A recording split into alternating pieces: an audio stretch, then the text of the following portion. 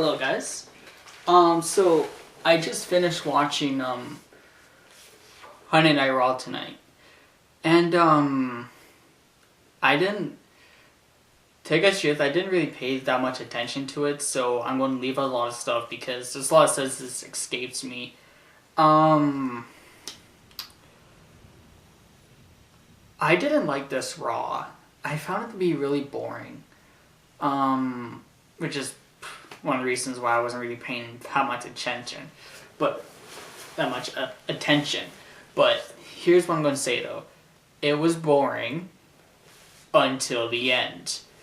Okay, so the whole story of this Raw was, well, one, Raw was in Las Vegas.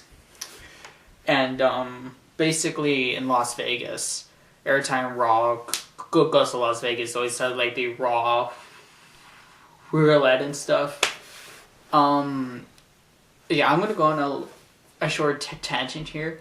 Am I the only one who finds that if they go to, when Raw goes to Las Vegas and they go to the United Kingdom, they turn their stage into a gimmick?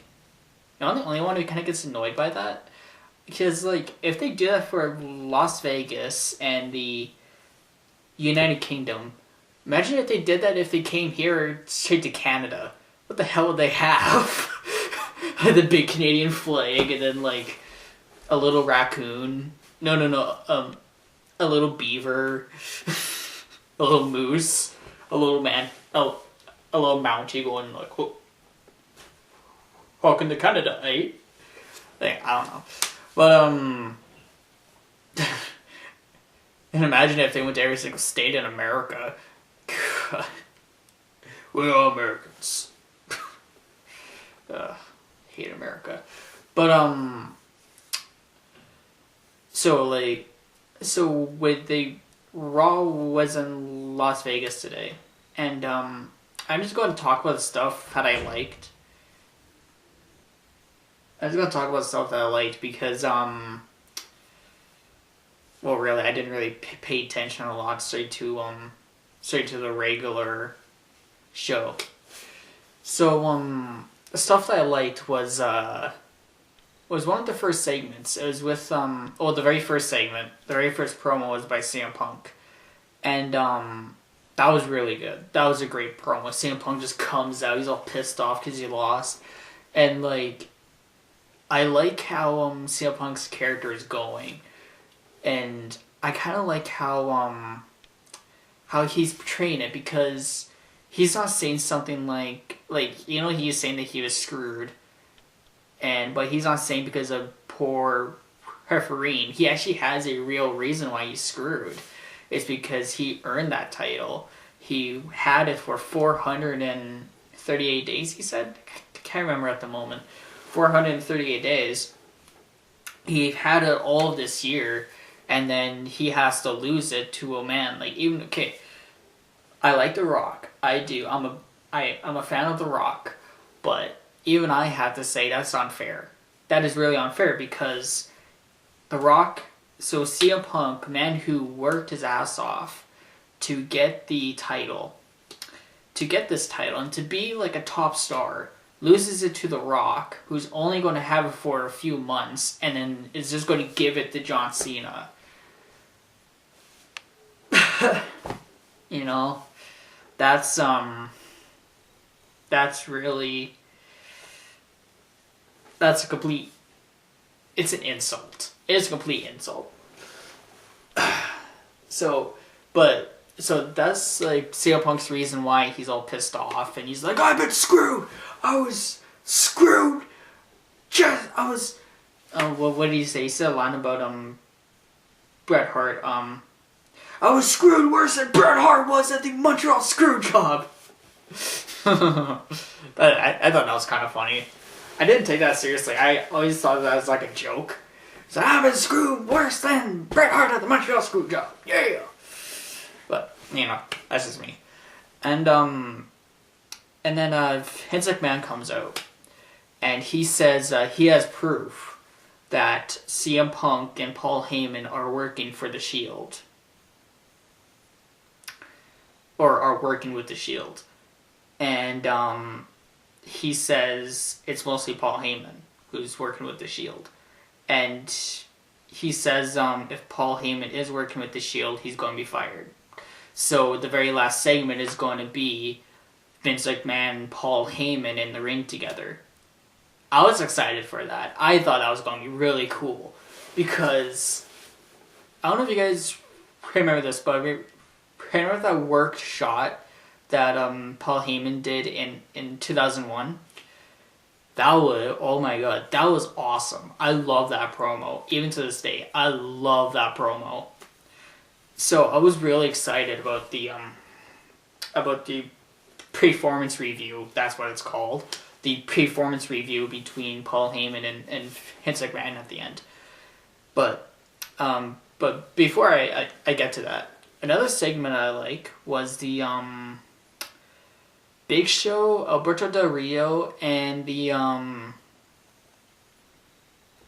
and Ricardo Rodriguez. That was actually really good. I'm getting like even though I don't think Big Show is that great at promos, I think he's a great storyteller with his body. Like, or like his facial expressions, because this is where he it's revenge from last night, and Big Show duct tapes Alberto Del Rio straight to the ropes, and he beats up Ricardo right in front of his eyes, and Alberto's like, "I'll kill you, I'll kill you, I'll kill you, like that. He's trying to get out, and he's like, "I'll kill you right now." And Big Show's like beating up on Ricardo, and he's like this, "I'm gonna kill your friend. I'm gonna kill this guy. Bam, bam. I'm gonna kill this guy. Bam," like that. And that was a really good promo. It's, if they wanted to, I know they're trying to make Alberto Del Rio a really top face now, which I have to say his face turn came out of nowhere. Just came out of complete nowhere. Like, 1 week he was the heel, but then the next week he's coming out to fend off the Shield for Sheamus. It was like, and like, if that, like, when I first saw him kind of turn face, I was like this. And if that confused me, imagine what that would have done for the live crowd. Holy crap, that would be like, what? Where did this happen? But, you know. So, that was a good segment I liked. Now, before I continue on with the good segments and the good stuff I liked, I have to say, I think one of the worst things on this show tonight was the,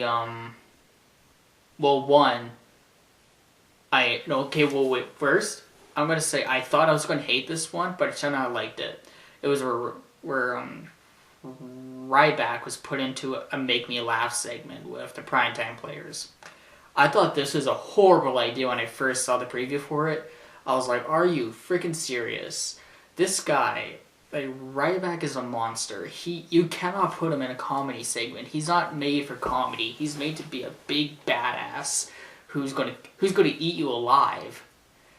If you go near his reach, he's gonna eat you alive. You know. And you're gonna put him in a comedy segment. But I have to say, it was done really well, because I even think the guy who does Ryback, I think Ryback, the guy himself, hated the segment. So he had like this pissed off look throughout the entire segment. I was like, this is actually kind of funny. Where he's just kind of staring. He's like, I hate you all. And I like where like the Primetime Players are doing a bunch of jokes and stuff like that, and being all goofy, and Titus O'Neil is doing his best Tyler Crews impression, I think his name is. Tyler Crews impression. Let the whistle go. Like that. And so Ryback finally goes like this. Who has 4 eyes, 20 fingers, and is about to be knocked unconscious. Then BAM! Just beats him up. He's like, I'm sick of this shit. And then Then he like picks up Titus O'Neil and he does like the shell shock to him, which is like picks him up on his shoulders and goes, "Boo!" like that. And then Hat Striker comes up to Ryback. He's like, "That was funny." Ryback just stares at him, picks him up, and shell shocks the shit out of him. That was a great sell by Hat Striker. That was awesome. And then, what else was I gonna say? And then, okay, now the one that I hated was the dancing segment with Brodus Clay and Lord Tensai. Oh, Lord Tensai.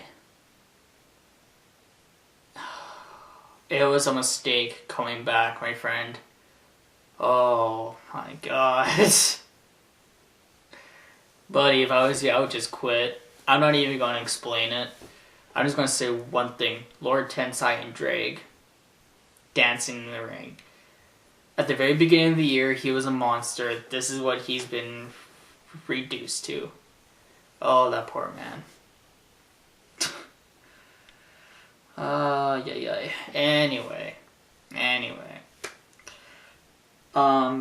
Yeah, I bet you that this video is going to be very short because I didn't really pay attention to this Raw. Like, overall, I thought it sucked, but, until the ending. But another thing I liked was the, I really liked the tables match between Sheamus and Damien Sandow. I really like this one because, Damien Sandow, he's getting up there. He has he was in OVW as Aaron the Idol Stevens, and he was really good then. But if you see him now and see him as Aaron the Idol Stevens, he looks completely different. I can't tell that's him. I was like, holy, mind blown. Mind blown. And seriously, this guy, Damien Sandow, he is a awesome wrestler. He and I like how he takes a really weak finisher and he makes it his own and he makes it look effective. And another person who does that is Wade Barrett. And that's something I didn't like was Wade Barrett losing to the newcomer from NXT. Yeah, that was ooh. The Barrett barrage, man. Just to think, a couple of years when Wade Barrett first won NXT, he was in the talkings of having a WrestleMania match with The Undertaker. And now he's jobbing to a newcomer. Ooh, Barrett. They need to treat you better, my friend. But, what was another thing? Sorry, the show is just coming straight to my mind as I'm talking about it. In the Damien Sandow and Sheamus tables match, how Sheamus won, he picks him up for the white noise. And I think the tables put him in the corner. That was a great spot where he picks him up like this and he goes like that, and Damien Sandow cripples like that. Then he lands like this and goes I think so. He's just dead. Ish, right? Hey, oh, you grumpy kitty. Yeah, my cat's right. Hello, my old grumpy kitty. Hello. And the Sly is 13 years old. He is a 13-year-old kitty. He's really grumpy. He's a grumpy old kitty. Huh, buddy? But anyway, so that was great. Oh, one thing I liked was, don't get me wrong, I like the John Cena part. Now bear with me. I hated it at first, then I liked it. The reason why I hated it was because everything that I thought was going to happen happened. John Cena comes out, John Cena has a match with Cody Rhodes, and he beats him, obviously. But then John Cena gets on the mic and he says how last year's WrestleMania match against The Rock was the match that was going to define his career, and how he needed to win. And I was watching this, I was like, get on with it, bitch. I was like, bitch, just get on with it. And I did though, he said he's going to challenge the WWE champion. But I have to say, I love the crowd in this show, especially in this segment with John Cena. The second when he starts teasing about going up against The Rock at WrestleMania 29, almost everybody starts booing. Everyone's like, Cena sucks! Cena sucks! I was like, yay! Yay! That put a smile on my face. And then he doesn't specifically say he's going up against The Rock. He says he's challenging the WWE champion, and he says either CM Punk, Rock, you're a marked man. So either CM Punk or Rock. Where now that he says that, I have two theories. One, which is my main theory, I'm sure it's going to happen, Rock versus John Cena again. Or the second one, CM Punk versus Rock versus John Cena in a triple threat match. That'd be pretty cool, but at the same time, I know who's going to win. John goddamn fucking son of a bitch killed me. Fucking Cena. So, what happened at the end of the segment? Oh, at the end of the segment, he's saying I will become the next WWE. Then the Shield's song comes on, and the Shield comes out and beats up John Cena. I was like, yeah, that's where I liked it. I was like, thank you, Shield. I believe in you. I believe in you, Shield. I stood up in my room. I was like, I believe in you. I'll never question your judgment again. I love you. So any single time, if you want to get on my good side, just beat up John Cena. If you do that, I become your slave. Who wants this as their slave? Mm-hmm. I got no. Yeah, who wants this as their slave? Chevy belly. So after all that, I'm gonna get to I'm just gonna skip ahead to the rest, and I'm gonna talk about the last segment. I loved the last segment between Vince McMahon and Paul Heyman for a couple of reasons. One, Paul Heyman proves again that he's a great talker. He's an awesome talker. That speech what he did about how he lies, that was good. That was really impactful. That was you can actually feel his emotion going through. How he's saying, I lied. He's I lied to God. I lied on the spirits of my parents. I lied to that, but I lied to survive. Like that. It was it was really good. I love that speech. I just wanted to record that speech because that speech was awesome. That was an awesome speech he did. And, oh my god, that was I love that speech. And and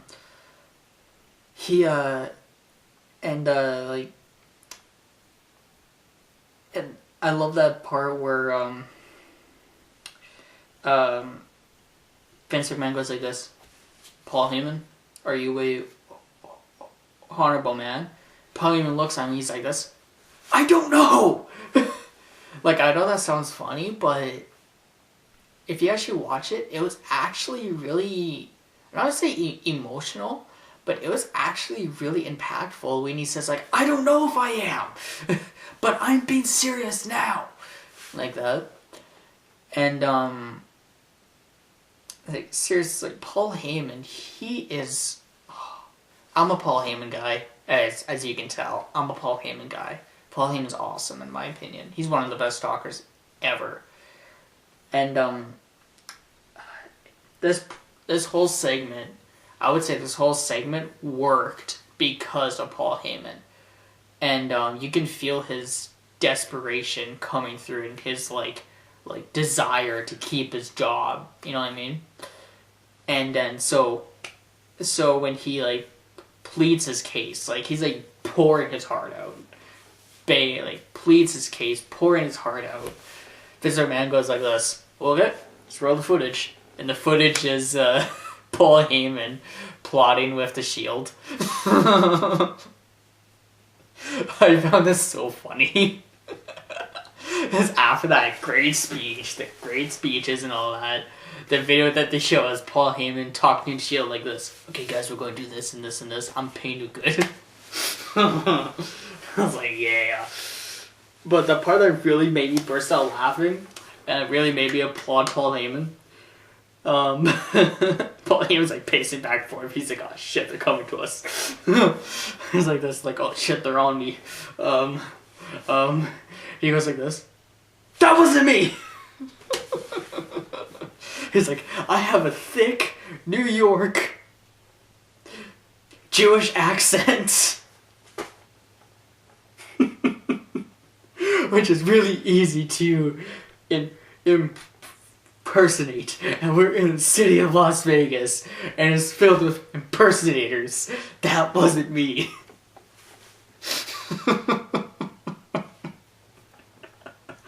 That's his all that line. I have a thick New York Jewish accent. Oh, I love Paul Heyman. And, but the last part of the segment really, really maybe just fall in love with this segment. Like, hey, I was in love with this segment, but the ending, maybe it's soulmate. Me and that segment are meant to be.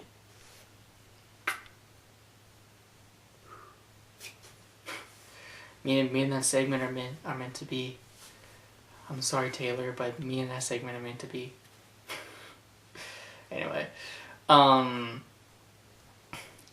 I'm kidding. But I was gonna say,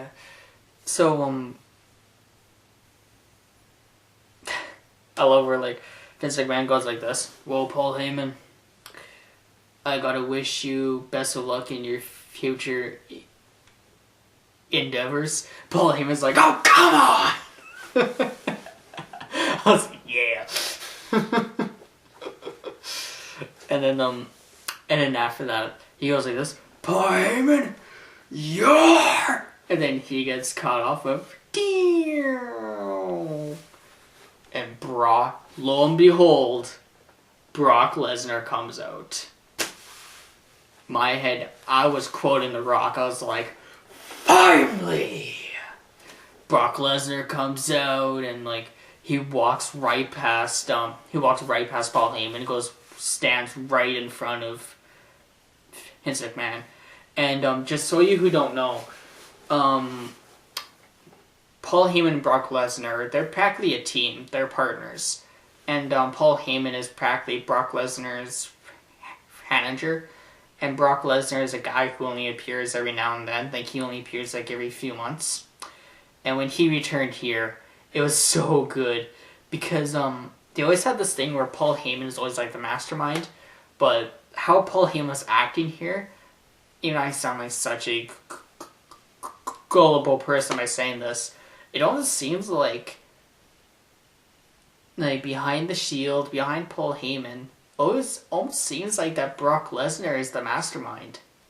Because he comes out and Vince McMahon kind of he's staring at Vince McMahon kind of smirking at him. And Vince McMahon kind of goes like this.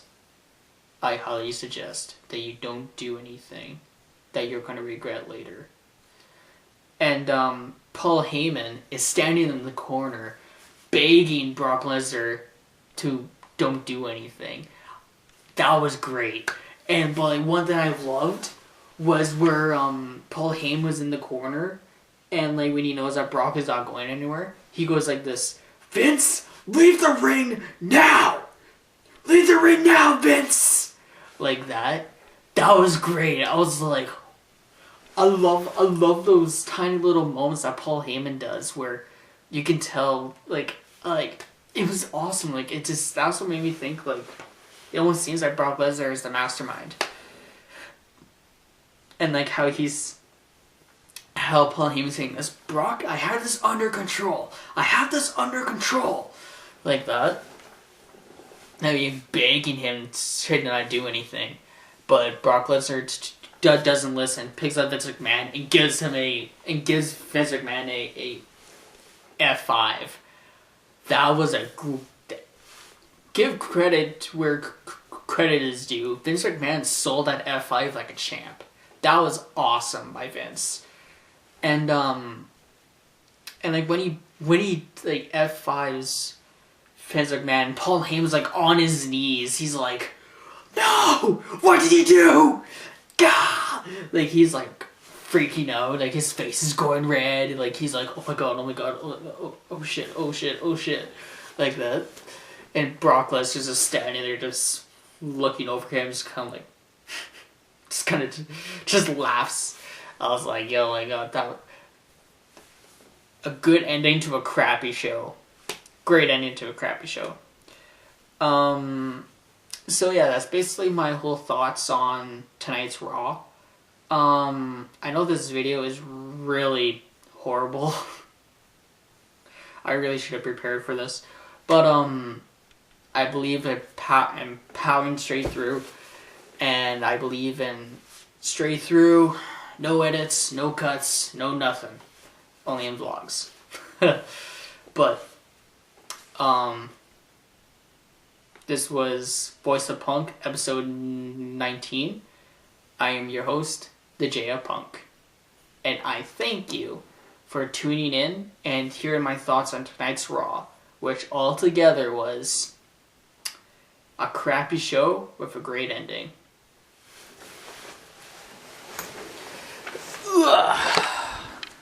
Well, I don't know if I'm going to have another video up this week. I don't know if I will or not. I'm trying to come up with ideas for new videos. So, this is my Raw review of tonight, and this is the VoiceOFpunk, episode 19. I'm your host, the VoiceOFpunk, and I'll see you next time.